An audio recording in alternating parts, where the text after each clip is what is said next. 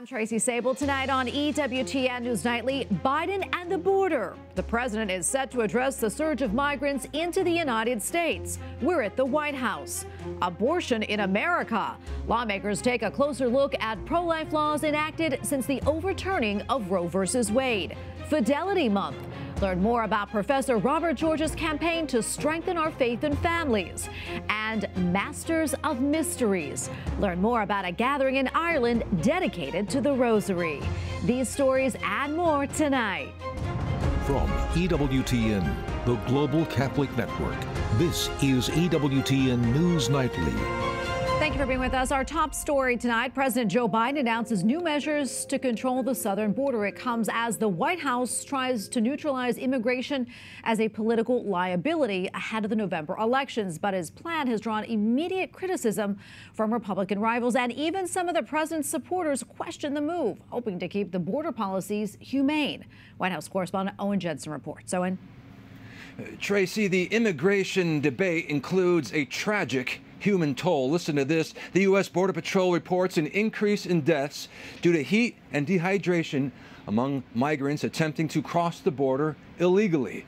El Paso, Texas, temperatures there hovering at more than 100 degrees. President Joe Biden speaks to the nation about the crisis on the southern border. We must face the simple truth. To protect America as a land that welcomes immigrants, we must first secure the border and secure it now. And the president reveals more details about his plan to limit the flow of migrants. Migrants will be restricted from receiving asylum at our southern border unless they seek it after entering through an established lawful process. The White House says Biden's executive order will shut down asylum requests once the number of daily encounters at the border hits 2,500. Under the current wave of immigration, the new order would go into immediate effect. The Trump campaign quick to respond, writing, "Crooked Joe Biden is only pretending to secure the border because he's tanking in the polls," adding, "On November 5th, the American people will deport Crooked Joe Biden from the White House once and for all." Democratic Representative Pramila Jayapal, who normally supports Biden, also criticizes the plan, calling it extremely disappointing. She tweets, "Democrats cannot buy into cruel enforcement-only measures that have failed for 30 years. We need real, humane reform that expands legal pathways. Victims of human trafficking and unaccompanied minors would be exempted." But another Democratic lawmaker blames Republicans for the chaos on the border. Republicans said they want legislation. Then when they had the chance to support legislation, they said no. Republicans said Joe Biden should act unilaterally. And when Joe Biden acted unilaterally, Republicans said no. It is very clear what the Republican position is. They do not want the border fixed, period. Stop. Now, tonight, President Biden is scheduled to host lawmakers for a congressional picnic before heading overseas to France. That's where he plans to mark the 80th anniversary of D-Day that helped the Allies win World War II. At the White House, Owen Jensen, EWTN News Nightly. All right, for more, let's bring in Tony Payan, director of the Center for U.S. and Mexico at Rice University's Baker Institute for Public Policy. Tony, good to have you on the show. First, your reaction to this executive order and the timing of it. Why now? Well, first of all, I think it shows that the Biden administration understands that immigration and the border with Mexico is going to be the #1 issue in the fall campaign. There was an agreement between Democrats and Republicans in the spring. The Republicans defeated their own negotiated bill because they certainly wanted to keep that issue for the fall campaign. And the Biden administration entered into a degree of desperation, so to speak, to get that off the headlines. So that's important for the Biden administration to be seen as tough, to be seen as dealing with immigration on the border. That's, I think, the main reason. The second is Mexico had elections on June 2nd, on Sunday, and I think the Biden administration knew that the outcome, to a certain extent, was going to be influenced by Washington's actions. He didn't want to give the López Obrador administration in Mexico or his campaign the nationalist card to play, so to speak, and so they waited until after June 2nd, once the Mexico election was resolved, so that it wouldn't become a political issue in Mexico and the campaign there. And Tony, what type of impact do you think this will actually have at the border? Well, I think it's going to be relatively low if Mexico continues to detain migrants in transit within Mexican territory, continues to deport them very quickly, or continues to retain them at the southern border, not very many of them are going to make it to the northern border. I know that there are some numbers that people say that migrants are not coming to the border in the numbers that they were. Honestly, they're quite high. I've just recently looked at the numbers, and they're still very high, several thousand migrants a day.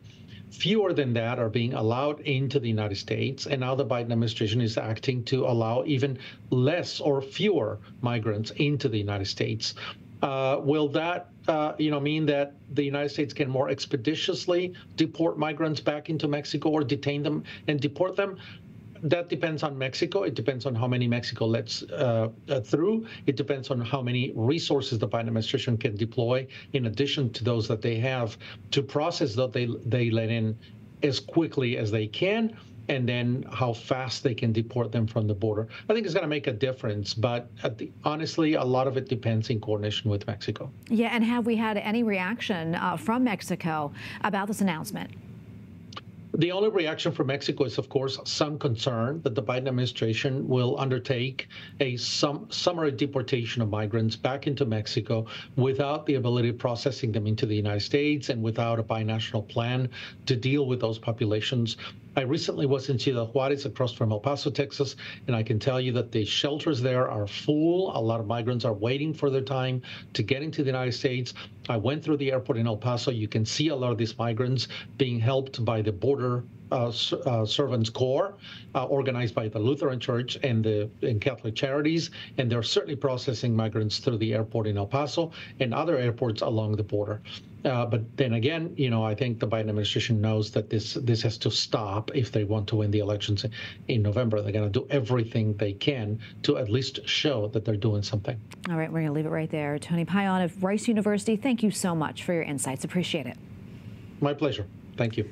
From the White House to Delaware, where the president's son was in court as opening arguments began in his federal gun trial. The prosecution used audio excerpts from Hunter Biden's memoir to make their claim that he knew what he was doing when he lied on federal forms to purchase a firearm back in 2018. Jurors also had a chance to see the paperwork at the center of the case. Biden's attorneys say their client did not think he had a drug problem when he filled out the paperwork. The president's son is charged with 3 felonies. He has pleaded not guilty.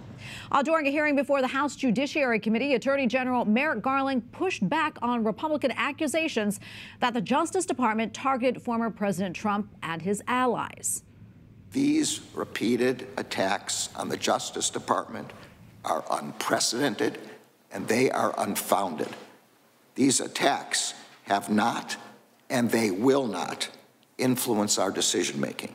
I will not be intimidated, and the Justice Department will not be intimidated. We will continue to do our jobs free from political influence, and we will not back down from defending democracy. His appearance came as Republicans have moved to hold him in contempt for the Biden administration's refusal to hand over audio of President Joe Biden's interview with special counsel Robert Hur, which focused on the president's handling of classified documents. Well, in the 2 years since the Supreme Court overturned Roe v. Wade, 41 states have enacted some type of pro-life laws restricting abortions.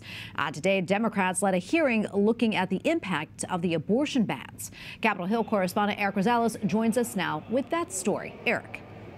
Good evening, Tracy. Yes, it was a rather civil hearing today. Both pro-abortion and pro-life witnesses sat side by side at the hearing today, and they told their stories. Lawmakers also lined up with opposing sides on the abortion issue, but pro-abortion Senator Patty Murray says that since the overturning of Roe, abortion bans have created a healthcare nightmare. In states with extreme abortion bans, we are seeing healthcare providers closing their doors and shutting down their practices, new doctors staying away, and fewer options for patients to get a whole range of necessary healthcare services. Louisiana pro-life Senator Bill Cassidy used fetal illustrations to make his point. This is a life. Does anyone say that that child is not a life? How could you not? I'm a doctor. I see that you have to take care of that mama. You have to take care of that mama. but you have to recognize that there is another life there as well. But a Texas abortion patient told her story of having to go out of state, spend nearly $3,000 to get an abortion, and feared losing her job. I am one of thousands of people that have now gone through this. Every day that we go without the right for abortion, there will be more of us.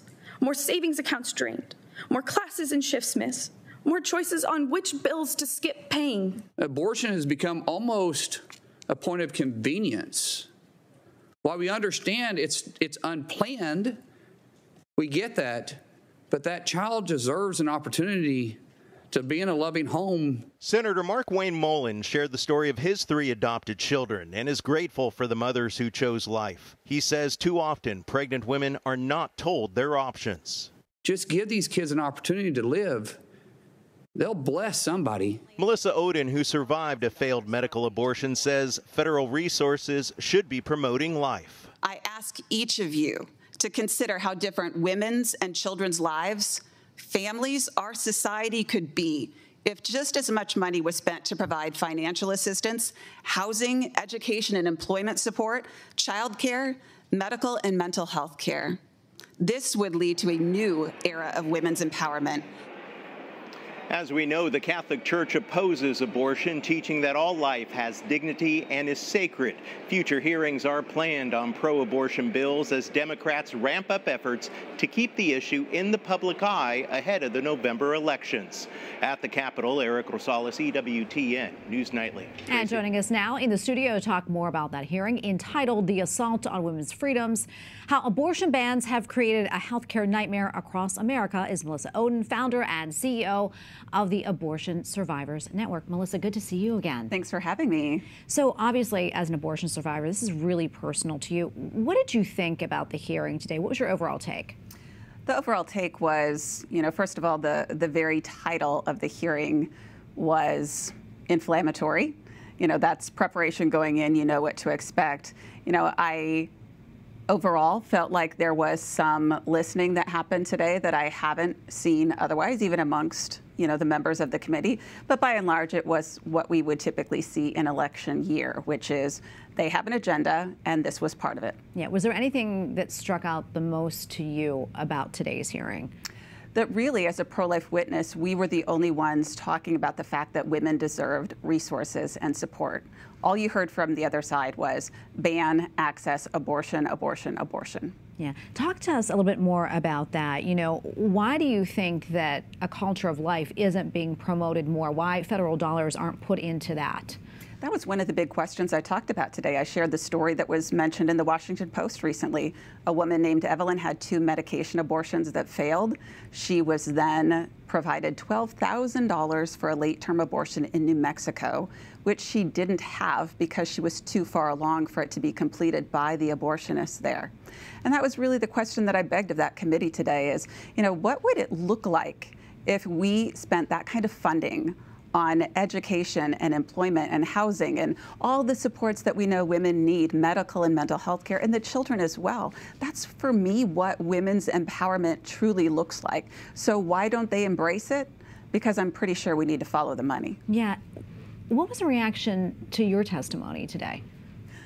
Kind of what it usually is. I see crickets. It feels like I'm sort of this white elephant sitting in the middle of the room that nobody wants to talk about. The only thing they did say at the end was that saline abortions, which is the type of procedure I survived, that those abortions aren't performed anymore. That's the response to someone like me in the room as they are talking about women's rights and having control over their bodies. That's kind of shocking, but you're not used to that. You've been to several of these hearings. And to that point, what do you hope comes from this hearing? Do you think anything at all? I think that good does come from it. Anytime we can have that discussion. And I think it's bringing together pro-life doctors like Dr. Christina Francis, who was there today, and myself, who can share both the professional side and the personal side. And we really need to share more stories. It takes a lot of courage to stand up in the face of what we experience in those kind of committee rooms. But that's what it's going to take, is more stories to be told, because one story they can try to silence, one voice. But when we start raising our voices together, that becomes an even louder clamor. Absolutely. And thank you for always sharing your story and for being a witness. We appreciate it. Thank you. Thank you. God bless. And we have a lot more still to come here on EWTN News Nightly, including putting the faith in faithful. Learn more about an initiative aimed at restoring values such as faith and community. And India's prime minister claims victory in an election despite a stunning setback. We'll explain.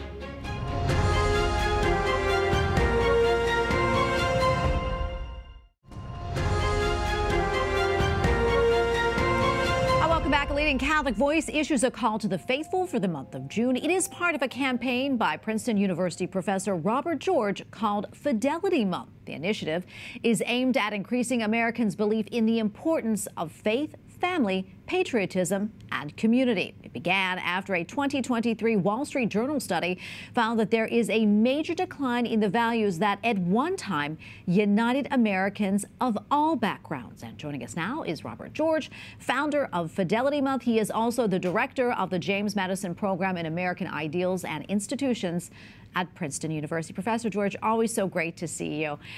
So tell us more about why you started Fidelity Month, and what was it about this Wall Street Journal article that really spurred you into action?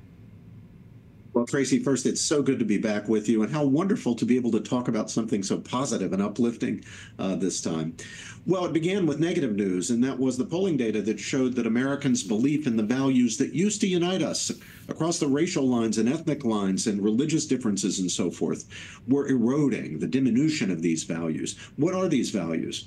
Well, in addition to our constitutional principles, of course, they were faith in God, the importance of fidelity to spouses and to families, and then patriotism, the love of country and community. The one thing that got an increase in support was money. People told the pollsters that they believe very much in the importance of money. So while faith and family and country are diminishing, money's going up. Well, I thought we have to do something about this. And so by the power vested in me by absolutely nobody, Tracy, in April of 2023, I declared June, henceforth and forevermore, to be Fidelity Month, when we Americans of all faiths and all ethnicities and all cultural backgrounds and races and so forth would join together to rebuild those principles that used to unite us, to rebuild faith in God, fidelity to spouses and families, and of course, fidelity to our country and communities. And last year, tens of thousands of people joined. This year, hundreds of thousands of people are joining. I hope next year we'll be in the millions of people joining. People can go to fidelitymonth.com and find out what you can do to be part of the Fidelity Month movement. Well, I think this is absolutely wonderful. So what are some concrete ways that people can take part in Fidelity Month? Well, first, by rededicating ourselves to the principles of fidelity. Let's be better Christians if we're Christians. Let's be better Jews if we're Jews. Let's be better Protestants if we're Protestants, better Catholics if we're Catholics. Let's give greater devotion to God in our lives. We may go to Mass on Sunday. We may remember to say our prayers, but let's do more in the month of June. Now, we Catholics always celebrate June as Sacred Heart Month, and that's good, and we should continue to do that, of course. Fidelity Month doesn't compete with devotion to the Sacred Heart in June. But with Fidelity Month, we can join with our fellow citizens of different faiths on the values that we share. And we can do that not only by rededicating ourselves to these important values, but also by proclaiming them to our fellow citizens. A lot of Americans now are on social media. Use the Fidelity Month logo for your social media accounts. Fly our flag. You can go to the Fidelity Month website and figure out how to get our obtain our flag or our cap or so forth. At your home or at your community center, fly the flag. Participate in a program, organize a program, have a speaker for Fidelity Month at your parish or at your other church or at your community center. Be in touch with your politicians. Ask them to recognize Fidelity Month the way that politicians and municipalities and communities recognize other important days and weeks and months, Earth Day, for example, and so forth. We can do that with the principle of fidelity. And if we all get together and do this across the historic lines of division, we're going to make this a great country again. Yeah, and what has been the feedback so far? Oh, it's unrelentingly positive. people realize that we need to reunite as Americans. We're so divided. Tracy, all the polling data show that we Americans are polarized in a dangerous way. It's not the first time we've been polarized, but our past experience, including in 1860 to 1864, 65, was not encouraging. So we need to rebuild our unity. We need to stop thinking of each other, despite our important differences, stop thinking of each other as enemies to be destroyed, and restore our understanding of ourselves as civic friends, even on areas in which we disagree. But there are some areas in which a lot of us can agree, whatever our other differences, and those are fidelity to God, fidelity to family and spouses, children, fidelity to our country and community. Those are sources of unity and sources of strength, and we need to get them back, and we can all do our part. Absolutely, we can. Professor George, thank you so much for coming on and talking to us about this and for doing this. We really appreciate it. God bless you. Thank you. God bless you, Tracy. Well, in India, Prime Minister Narendra Modi won a historic third term, but his party suffered a stunning setback in a highly contested election. The BJP lost its parliamentary majority, a personal blow to Modi. It means that for the first time, the Prime Minister will be forced to rely on smaller parties in order to form a government. As the results were revealed, the country's stock markets plunged. More than 650 million voters cast their votes over a 6-week period. Final figures are not expected until tomorrow. In China and Hong Kong, security and silence marked the 35th anniversary of the Tiananmen Square crackdown. For years, Hong Kong was the only place in China where memorials could take place. Police used a new national security law to make arrests as they dispersed events marking the occasion. In China, the Tiananmen crackdown remains a highly sensitive topic that is heavily censored.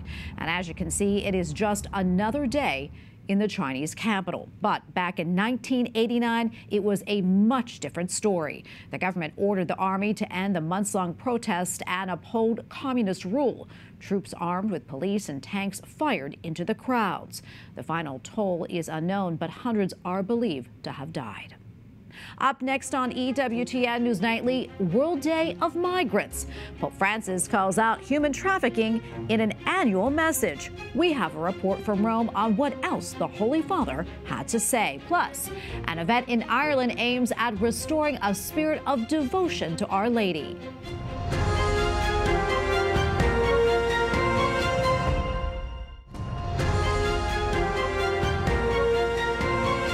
The Vatican announced its message for the 110th World Day for Migrants and Refugees. The initiative also tackles human trafficking.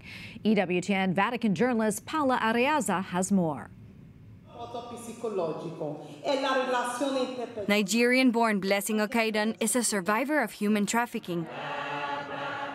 In its most recent Trafficking in Persons report, the U.S. State Department says Nigeria, quote, does not fully meet the minimum standards for the elimination of trafficking, but it's making significant efforts to do so. Blessing is amongst those joining the fight against slavery in her homeland, for good reason. In 2013, Blessing was the victim of human trafficking. Her captors eventually sent her to Italy. She was able to escape and report the situation to the authorities. From there, the police took her to the home of Sister Rita Jareta, the founder of a home for migrant women who have been victims of modern slavery. Blessing says the move changed her life in more ways than one. I actually lost my faith. But meeting with her, I was able to sharpen up my faith again. There was a kind of rebirth. When Blessing shared her story, she received numerous messages from women and girls in a similar situation. This led to a call to action. Then we started connecting these girls to anti-human trafficking hotlines in Italy, and we make our hearts available because we are all survivors of sex trafficking, and lots of us we are singles. Then we make our house available for many of them because anti-human trafficking in Italy, they do not really give urgent response like this, immediately, because they have to look for space because the space are really limited. In 2019, together with other survivors of human trafficking, Blessing founded Weavers of Hope. The nonprofit organization aims to prevent this abuse by educating young girls and offers housing for those who are trying to escape traffickers. She works closely with Catholic officials in her native Nigeria to put an end to trafficking. Her work drew the attention of the Vatican. Yesterday, she took part in the conference in which the Holy Father announced his message for the 110th World Day of Migrants and Refugees. Today, rather than rejecting and repressing those on the move, we should pay attention to the push and pull factors behind forced migration. If we experienced similar pressures, we would flee too.